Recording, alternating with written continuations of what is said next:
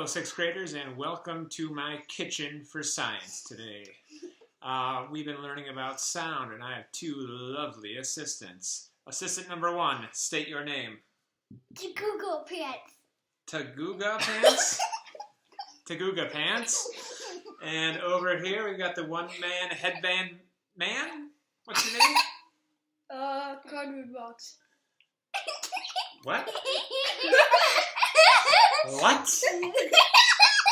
I don't know what he said. So, put that down, please.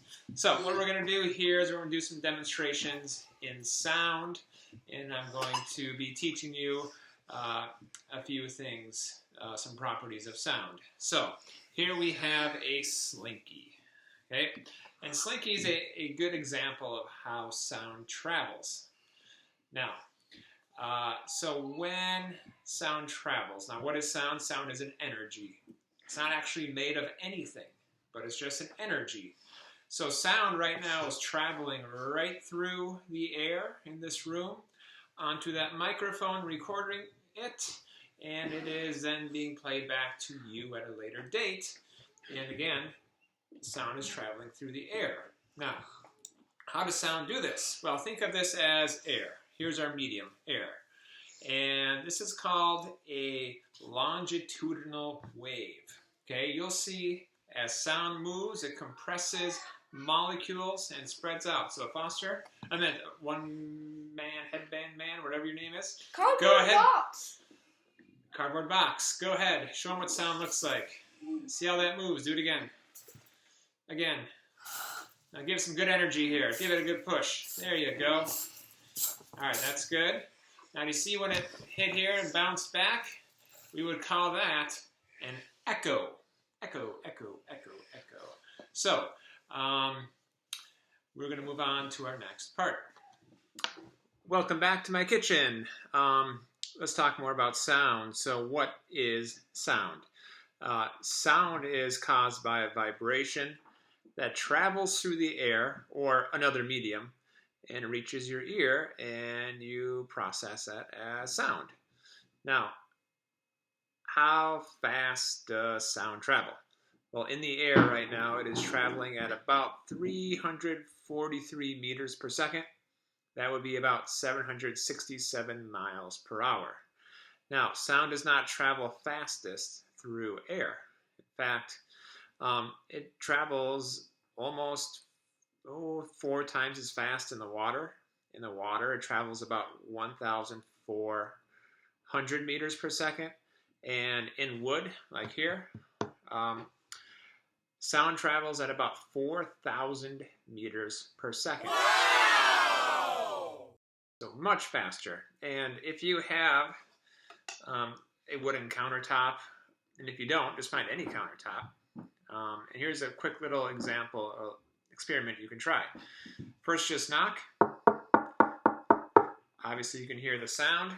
Put your ear down now, same spot, and knock. You'll notice that it sounds much louder, and it actually reaches to your ear a lot faster. So I recommend that you try that at home. Another experiment is with a ruler. Find a ruler in your house. If you don't have a ruler, a paint stick, something like that. Here's what I want you to do. So I said all sounds are actually vibrations. And let me just show you that. I'm going to stick this out on the edge here of the countertop. I'm going to put my hand down flat. Look at the end of the ruler here. You see the vibrations there? It's moving back and forth very quickly. You can also hear it too. Now, there's a couple elements of sound that we need to know. And a lot of you already know about this. I'm going to move the camera here. Okay. One thing is volume. And volume is how loud or how soft a sound is. So how do I change the volume on this ruler? Okay. So I'm going to go here. Now watch. See what I did differently. Listen carefully. That was pretty soft. I'm going to push it again. A lot louder. So what was the difference? First time, I pushed with less force. Okay, the second time I put a lot more force on here, and it vibrated a lot harder, and I had a louder sound. So that's how you change the volume, by plucking it softer or harder. Another element of sound is something called pitch. Pitch is the highness or lowness of a sound, like a high note or low note. So how do I change the pitch on this ruler? Well, watch carefully. So this is about 7 inches out. I pluck it. I should have said listen carefully. So you listen again. I'm going to move it in and make it shorter. Let's see how the pitch changes. I'll move it in again.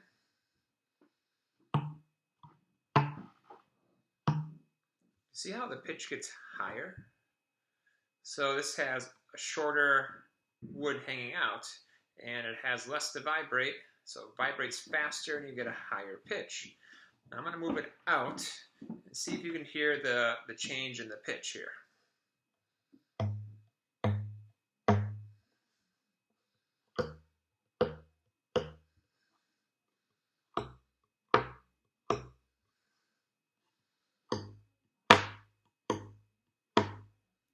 All right, could you hear that? The different, the pitch there getting lower and lower every time I moved it out.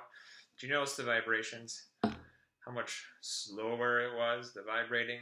So you had a lower pitch. Okay, try experimenting with that at home. All right, next experiment I want you to try. You need to get a rubber band and a small box. If you don't have a small box, Tupperware will also work.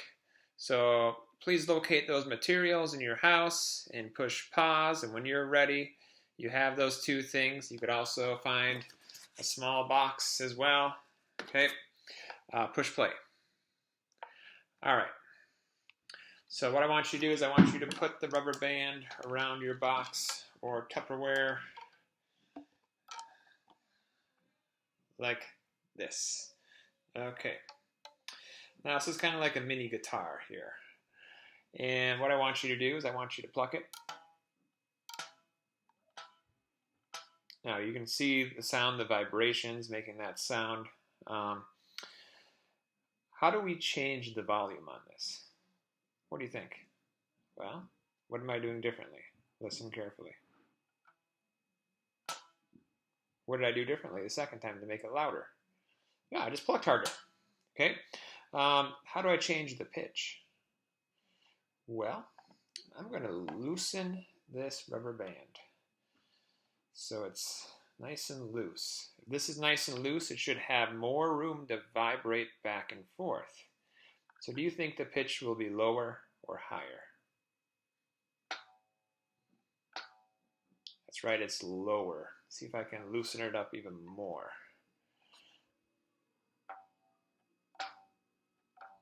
Yes, lower pitch. Now if I tighten the top string or the top rubber band, it should be a higher pitch. Do that again. There we go. So that's how we change the pitch. So what I have here is 4 different rubber bands around the box, kind of like a mini guitar. Now, the important part is having the box, because sound will travel in all directions. If I have this box, sound will travel in all directions, but it hits the back of the box and comes back out and it amplifies the sound. Amplifying the sound means it's making it louder. Now if you look closely at the rubber bands, this one's the same as this. This one's a little thicker and this one is the thickest. Now, does the thickness of a rubber band change anything, like the pitch? Let's find out.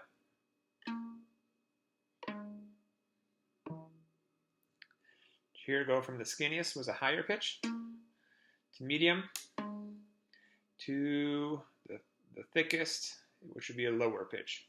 And Again, you can change the pitch by loosening it as well. I can make it even lower. So let's try this here. Okay, I'm going to make this one a little higher pitch by making it tighter.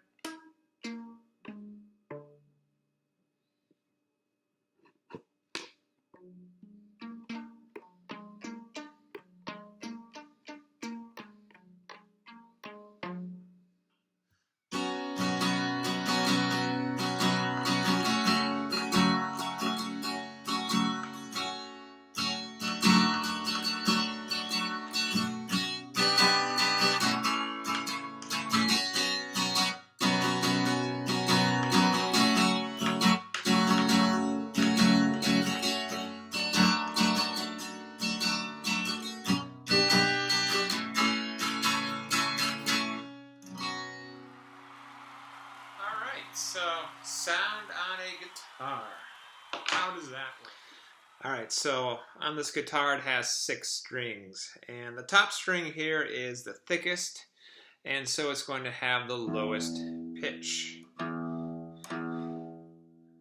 then if we go down to the bottom string, that's going to be the skinniest. We go from thickest down to skinniest, and this is skinnier, so it's going to have a higher pitch.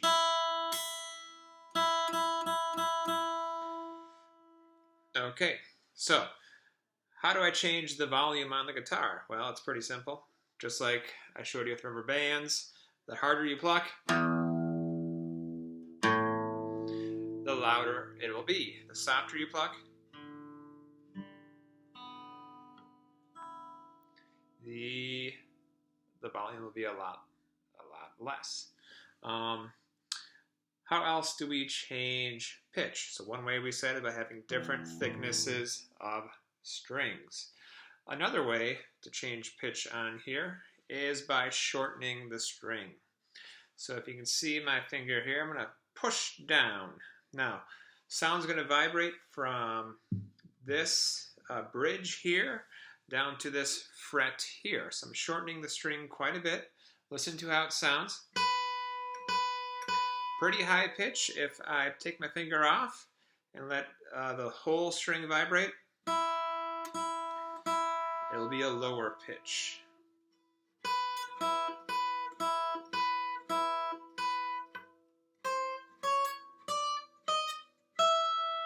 Okay, the more I shorten it, it has less room to vibrate, and the higher the pitch gets. And again, if I make it longer,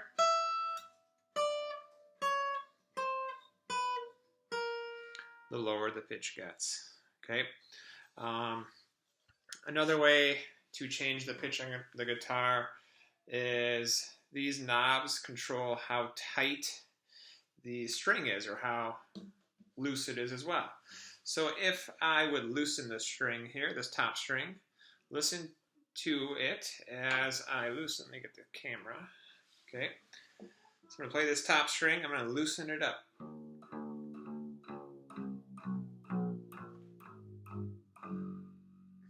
Okay, the looser it is, the more room it has to vibrate, the lower the sound.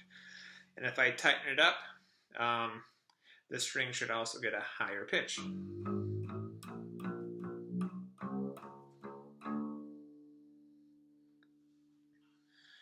And so by shortening strings to the correct lengths, you can get different notes.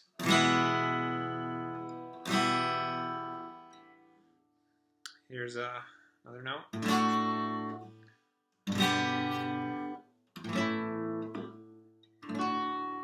So that's how a guitar works. That's how you change pitch and volume on a guitar.